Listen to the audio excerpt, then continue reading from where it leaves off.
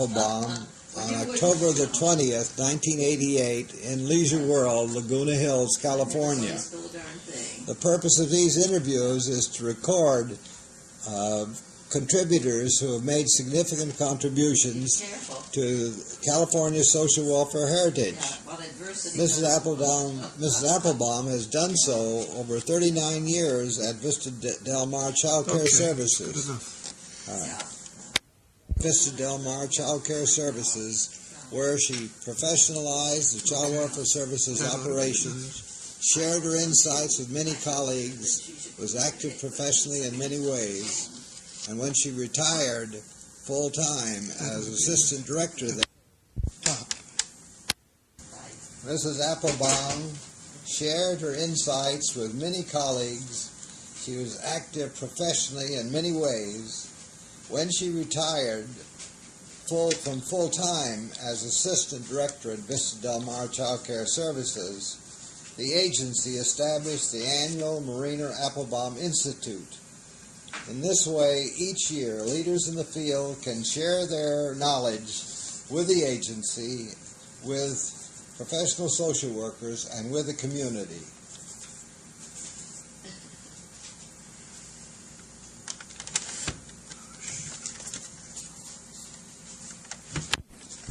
Inasmuch as Mrs. Mareaner Applebaum has shared with us a written curriculum vitae, it will not be necessary for us to go into all the details regarding her broad experience in the field. However, I would like her to begin by telling us a little about how she came into the social work profession. I was a senior at Goucher College in Baltimore, Maryland, and I became interested in social work through what I was able to read in the paper and what I garnered from other courses, many courses which I took. So I applied to the family agency in Baltimore to see if I could work there part-time, at least one day a week. And I was granted that privilege. I had very simple tasks to do, but it gave me the idea that this is what I wanted to do. Previously, I had thought I wanted to go to law school, but I decided after that senior year that I wanted to be a social worker.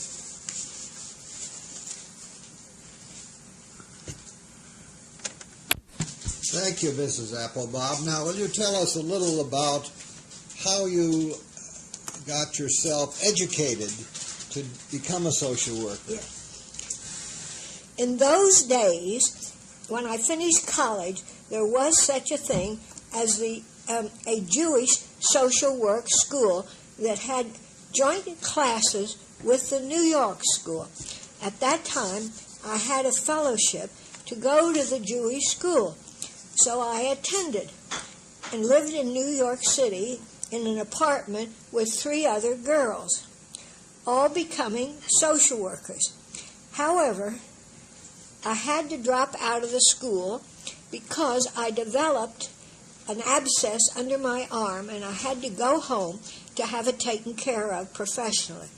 So that when I was well enough, I returned to New York at the COS then, and which is a Community Organization Society, and went to the New York school part-time at night, and other times I was given permission to leave the agency to attend classes.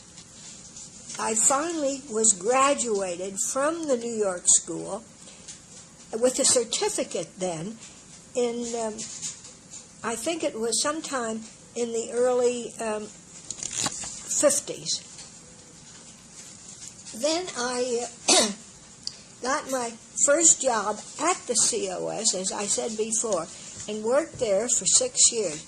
When I went back to school full-time, I left COS, and then they changed their name to the Community Service Society.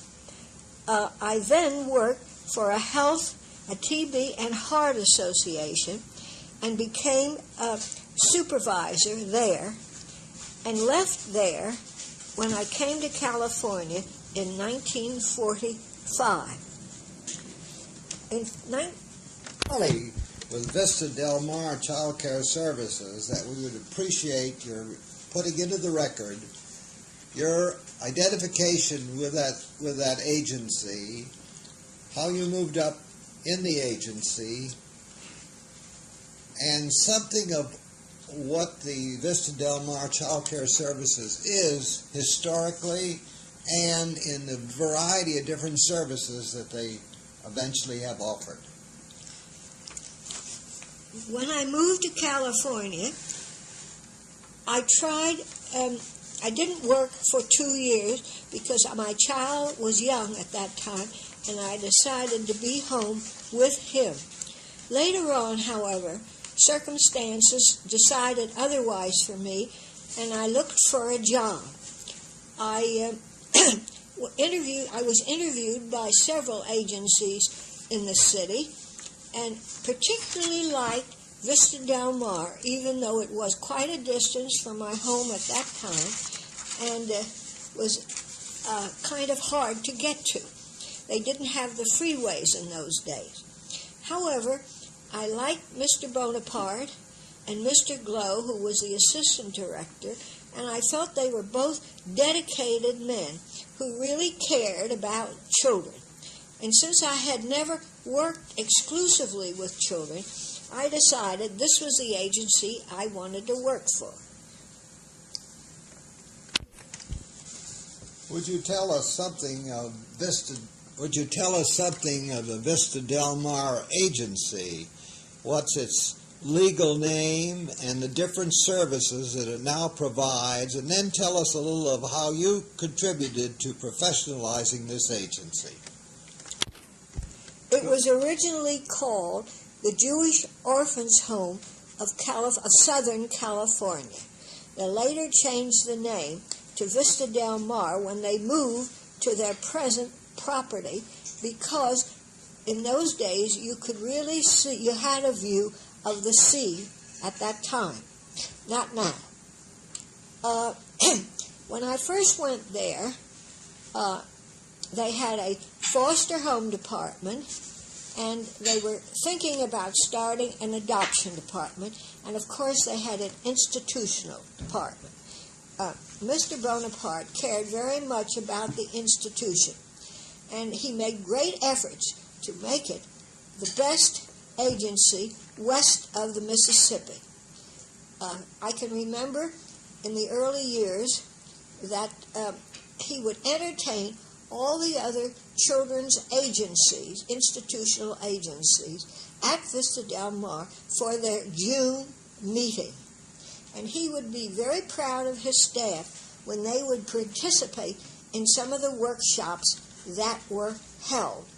Later on, when I had been there for several years, we increased our foster home department because we found a foster home finder, and we had more staff to administer the children in foster homes, so that we tried very hard to put children who were under 6 and 7 to go into foster homes.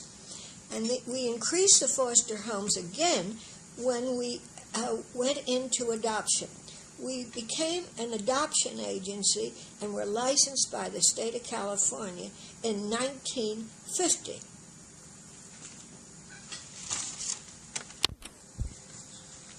Mrs. Applebaum, we know that you had an important influence in changing some of the ways in which Vista Del Mar operated. Would you mind telling us a little about those changes? When I first went to Vista, there were monthly meetings with the board, and they either admitted or rejected children for placement. Mr. Glow and I both felt at that time that it wasn't up to the special committee to admit children, but the professional people had a definite contribution to make to that. So for a few months we sat in on the committee, and let them see how we thought about the children and which child should come in. They later agreed to allow the professional staff to make that decision. And hereafter, the decision was made in a staff meeting with the total professional staff present, and then later discussed with child care staff.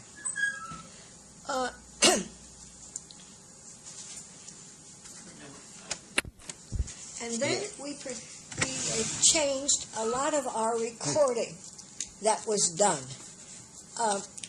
We made recording briefer, and I was instrumental, I think, in changing our recording about.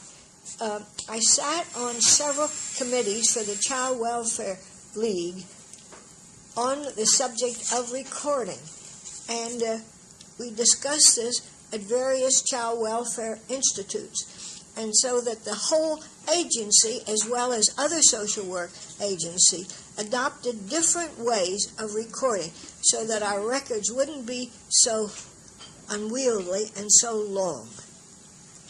Mrs. Applebaum, I know you had a role in connection with the education of the children who were at Vista Del Mar and with the future education of those who left Vista Del Mar. Would you talk a little about that? Yes.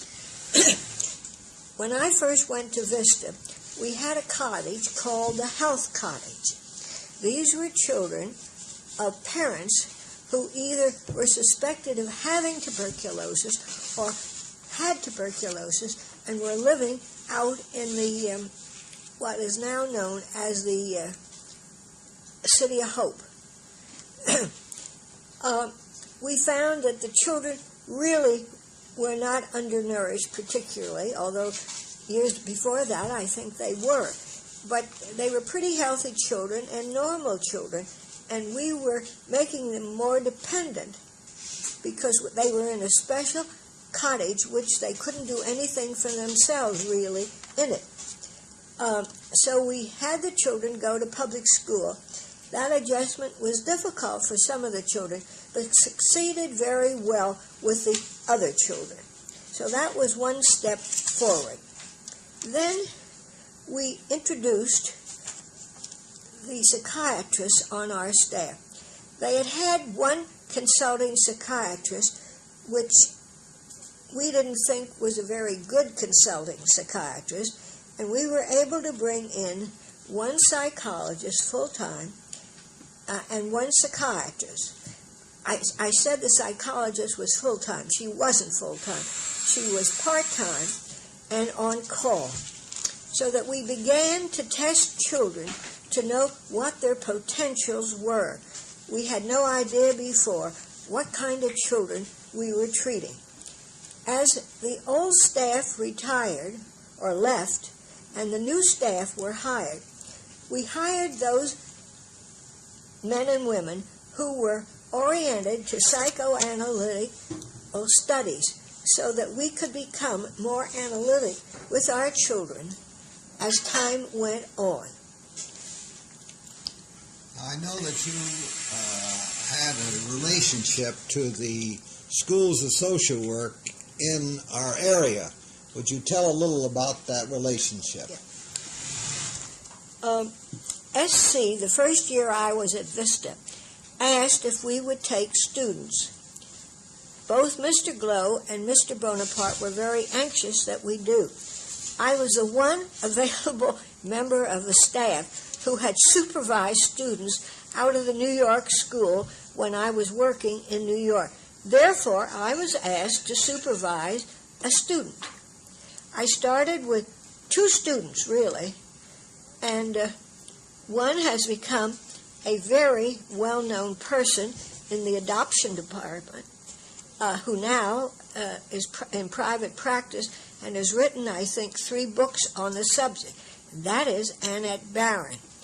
The other man that I worked with left Vista after his student days were over, and I think is also in private practice, but I really haven't any idea what he is doing. That's it. Thank you for those comments about the education of students who did their field work at Vista Del Mar Child Care Services. I can continue that, too. Can you continue a little about that experience with the schools? Yes, I can. Later, after we took the first 2 students, we found that SC liked us as an institution and a foster home agency, and they continued to send students to us, and did until almost the present time. I believe they stopped a year or 2 ago because of some difference of opinion with the then administrator. The UCLA then asked us also if they could have a student unit there and have 4 students supervised by their worker who was in our agency full time.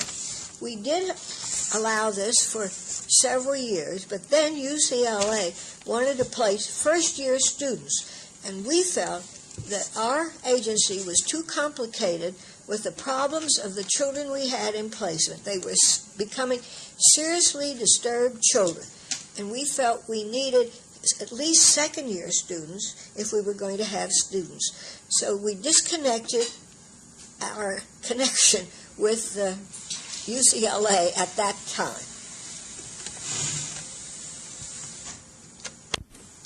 When I first went to Vista, we had 1 house mother in each cottage and 1 relief house mother that came in 2 days a week or a day and a half a week to relieve.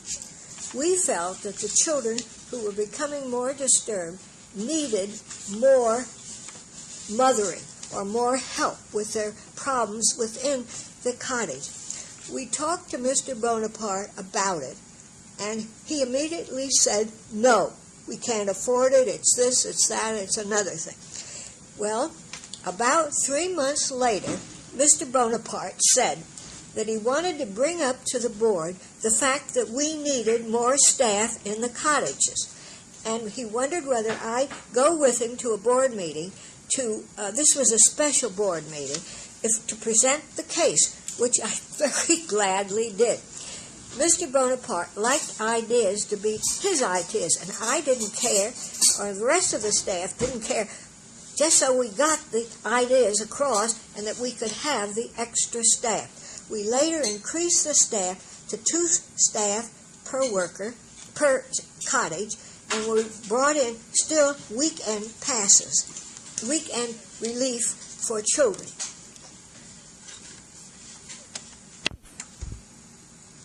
When we had students, I forgot to mention this before, Sue Dworak, who is now president of NASW and who is vice president of the International Social Workers of the World, was a student at Vista and later became a member of our staff where she worked for a number of years. Mr. Bonaparte cared very much about the children at Vista. He used to see that they had proper rain clothes on when they went to school. He would always stand at the bus while the children were on the school, going to school, and would be there when they came home from school. Every night at dinner, he would go to each cottage individually and put his arms around the children, pat their shoulders, so that he became a real father figure to these children. And while the social workers didn't do that, I think he did give us a feeling that we were there for the children and that this is what we cared about and this is what we had to improve.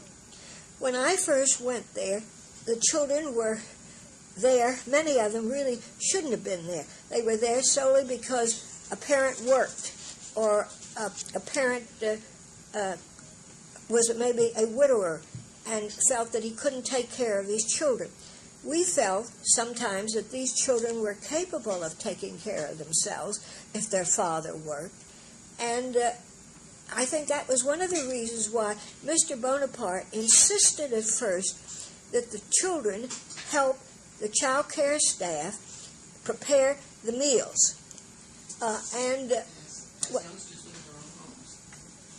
And we've... Did you or didn't you? Mr. Bonaparte cared so much about the children, and he realized that they had to have an education. He raised money for scholarship funds, and any child who really wanted to go to college could obtain these funds for his entire 4 years if he got suitable grades and worked part-time while he was going to college. And many children, now leaders in the community in the field of medicine and law and in other walks of life, obtain their education through Vista Del Mar. As children became more disturbed, we felt that some of the public schools could not tolerate our students. And Mr. Bonaparte developed a school on grounds for the most disturbed of our adolescent boys. And that we called Myers-Simon School, and a special name for the Cottage, which was the Cooper Cottage. So that Mr. Cooper contributed a great deal of money so we could have the cottage built, and Myers-Simon also contributed money so that we could establish this school. Now, this school was solely for boys, and we felt, the staff did, that many of the girls were just as disturbed and needed a school too. Some years later, we were able to develop a school for girls as well as for boys. And I think they became places where other institutions wanted to visit to see what methods we were using for the children. We still have these special schools on the ground. However, the Board of Education became interested, and rather than going out to public school, all children being admitted to Vista now, and I have for the past few years, attend on-ground schools, and they work up to going out to school as they improve. This gives them an incentive to work harder and do their work. We have special tutors come in from the City Board of Education. They pay these tutors to come in to work with our children after hours. Mrs. Applebaum, I know you've mentioned that you had increasingly more and more disturbed children at the institution. I know that you mentioned that you had psychiatric and psychological consultation in connection with the care of these children. Can you tell us a little about the funding for the care of children? Because as they become more disturbed, we know that the costs must go up. It's very expensive to have a psychiatric care on the staff, particularly because we now have a psychiatrist attached to each cottage and one or two psychologists available to us. How many children are in each cottage? How many children are in each cottage? We have about 12 children in a cottage, 11 or 12 children per cottage. And we think that's a better number of children to work with when they're so disturbed. And what about the public funds? How much does it cost? Maybe you're not up to that right now, but what does the county or other public authorities contribute toward the care of some of these children? Are they referred by the public in any way, public agencies? Yes, they are. Many of our children come from either the probation department or the Department of Public Social Services. I would say more come from the Department of Public Services than do probation department. It's very costly to be a treatment center for disturbed children, as we are now. It costs something like $26,000. No, it costs about $2,600 or $2,700 a month per child. We get a good deal of this from the county, about $2,200 per month. I really don't know the up-to-date figures or the cost of care, but it's somewhere around that figure. Thank you, Mrs. Applebaum. Now, I'd like to spend a little time in your discussing your contributions outside of the agency. I know that in recent years, for 8 years, you were a member of the Koshland Committee. Would you tell us what the Koshland Committee is and what its purpose is? Mr. Koshland, when he was alive, was very much interested in professional social work. And he felt that they never got enough recognition for what they did. And he established what was known then as the Koshland Fund, and monies were given each year for a person who was considered by the committee tops in a casework field and tops as an administrator. And sometimes they went out even to the educational field. When he died, his son, Daniel Koshland Jr., continued the role that his father had played. He personally, I don't think, is quite as interested as his father was, but he still contributes the money. $1,000 now is given each year to the person who was the outstanding social worker for California, not that has done more than just his duty, but has done something very creative. And the administrator who has done something very creative within that field, and not just a run-of-the-mill job. I have served on that committee when it became an NASW committee. Prior to that time, it had been a lay committee under the Welfare Planning Council for San Francisco. And it really had people mostly from San Francisco area, and more people were selected from that area than the whole state as a whole. It changed when NASW became successful in administrating that award. We do have lay people on it, or did when I was there, and I've just gone off the committee. And we have some people who've been on the committee since the very beginning. I can mention Mr. Schloss, who was on the board of the Children's Home Society in California, although he lived up north, and Mrs.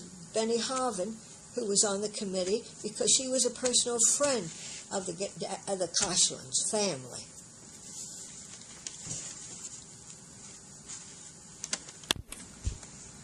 Mrs. Applebaum, in looking at your curriculum vitae, I noticed that you were a discussant at many different conferences, the National Conference of Social Welfare, the Child Welfare League of America, and so on and so forth, and that also you attended many institutes and there shared your experience and knowledge with others.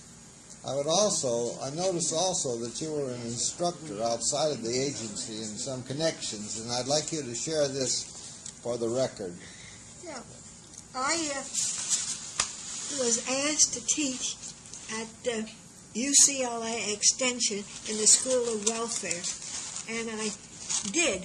I became interested in education of house parents because I felt they played a very important role with the children. They live with the children 24 hours a day, and the caseworkers saw the child maybe once or 3 times a week. Of course, he saw them in connection with their going in and out of the cottage at times when they were there. However, they really didn't have but a couple of hours with them a week to get to know them. What the house parents did, and since the house parents or the child care staff were the disciplinary people in their lives, it was very important that they understood how to help children. So I taught this program at UCLA with another colleague at Vista Del Mar, and I taught for 9 years, I believe, or something. Then I had to leave because of my other responsibilities. I also gave institutes on house parent staff to the State Department of Social Welfare and to the local city government, and I gave 2 or 3 of those 1 year. In fact, for 2 years I did that. And I taught whenever I could about child care staff because I really was very interested in that subject. Foster parent education. Well, yeah, but less. Well, I was... Mrs. Applebaum, I know that in our community you are still well known in the social work community, although now you're fully retired. I would like you to put into the record some of the different organizations, professional organizations with which you've been identified, and also with any of the community agencies, which are not necessarily professional agencies, with which you've had some identification. Well, as you know, I've been a member, ever since I've been a social worker, of the National Association of Social Workers, and held various positions during that period of time. That was even before coming to L.A. from New York City, way back in the 40s and the 30s. I've always cared a lot about my profession, and I cared about improving myself. So I took as many classes as I could over the years to try to keep myself up to date. I went to New York one summer and went back to the New York school and took some specialized courses with Lucille Austin and several other professors at that time. And I've taken as many workshops as I could in order to keep up with the newest trends in the field. And I've enjoyed this extra educational opportunities that I've had and tried to use them in practice. I also... Go ahead. I lost my temper. Would you tell a little about your identification with the Boys Club? Yes. Also, the year I was to retire, I knew a man who was a psychologist with the Board of Education, and he came to Vista Del Mar to supervise our program, having tutors from the Board of Education, to help our students. He said he was very much interested in a community down in Watts, and would I become a board member? I went to several meetings with him and decided that when I retired in '73, I would become interested in this community agency. I found that working with black children in a community that had the highest delinquency rate in the city was totally different than working with middle class and some upper class and some lower class Jewish children and otherwise children, not necessarily Jewish, in Vista Del Mar. Vista Del Mar, when I first went there, was totally Jewish. But now, under the state law and the federal law, we do take, we really are non-sectarian to a degree. We take children that are referred to us by public agencies. We don't turn them down on the basis of their color or their religion, but rather on the basis, can we treat this child and help this child? Otherwise, we have rejected some Jewish children because we felt we couldn't help these children within our capabilities. Now, to get back to the Boys Club, when I first went there, I think they put me on the board because they thought I had money. but they soon learned that I didn't. But I knew people that had money, and when they were about to close their doors, I came to the rescue by getting some of my friends to make contributions, and they have made them for many years, which really saved the closing of the club. However, we had to get a new executive director who was there and really didn't do anything on his own, and I was very disappointed with him. We finally accepted his resignation from the board as executive director, and we were able to hire a young man who had known boys' work and had won a scholarship to London to study institutions there, how to help, and boys' clubs in the really slums of London and nearby communities. He is still there, and I think has done a magnificent job in changing that community around. Thank you, Mrs. Applebaum. Now I'd like to turn to another aspect of the profession. I remember a long, long time ago when I was on the board, social work examiners, where we registered social workers, that you went into court once and the judge, you were questioned as to your professional competence, and when you said you were a registered social worker, the judge said, and then you were professionally competent to testify. Now, I'd forgotten about that. well, I remember that. Now, we have in this state clinical social workers who are registered. What is your conception about the importance of the state saying something about the profession of social work, and how does that relate to private practice? Well, I feel that it's very important that we be licensed by the state. You do have to qualify, and you do have to not only take a written examination, but you have to have an oral examination, which is very important. And I think it shows that you have reached a certain standard. Whether you fulfill this standard when you're practicing is a different matter. I feel that anyone who finishes the School of Social Work does now, even without that license, go out and practice privately. I feel this is definitely wrong. I think people out of schools of social work should practice at least 5 years with supervision in an agency before going out on your own. If you go out on your own, I still think you should have some kind of supervision. That should be required of a social worker, to be supervised when he does private practice. Did you yourself do any private practice? Yes, I did. Not too much, but I did. I would say, maybe for 4 or 5 years I did some private practice. I want to turn to another aspect, and that is your view, after all these years of experience, of where you think the social work profession is now. I think we've lost ground, unfortunately. I feel that we've become too technical in many aspects, and we've lost heart. I heard a speaker last year who was brought here by the University of Southern California, and she gave a talk that it really inspired me, because she showed how one could still be professionally sound but still have a heart.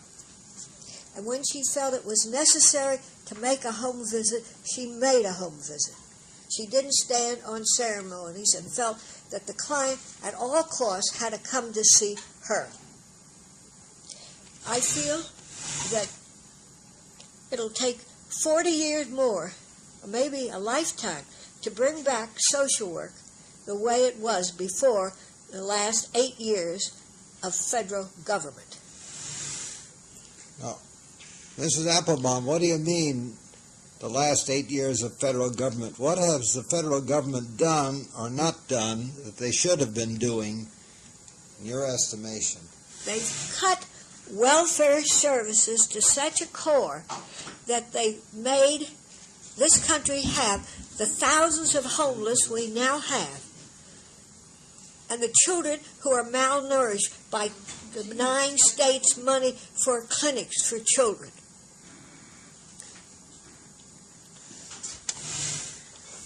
Thank you, Mrs. Applebaum. Before I summarize very briefly this very nice and fine and constructive interview, I'd like to ask you one final thing. Is there anything else that you'd like to say to get into the picture about yourself, the social work profession, or the social welfare scene? Well, anything I did, I felt I did with co-workers. I didn't do anything alone.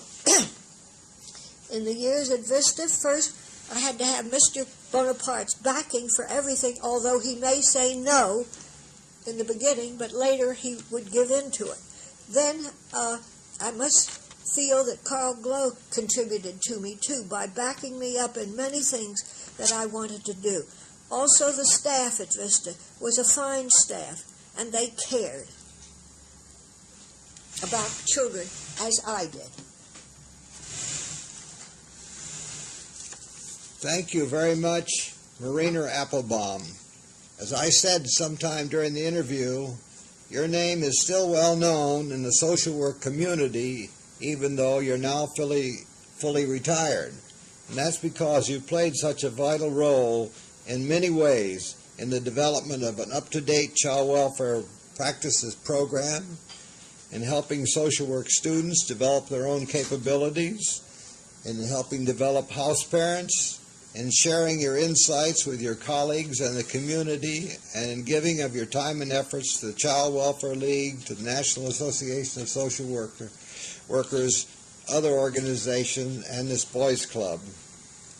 We want to thank you for sharing your history and your ideas and for your contribution to California's social welfare heritage. Thank you, Mr. Ostamel, very much.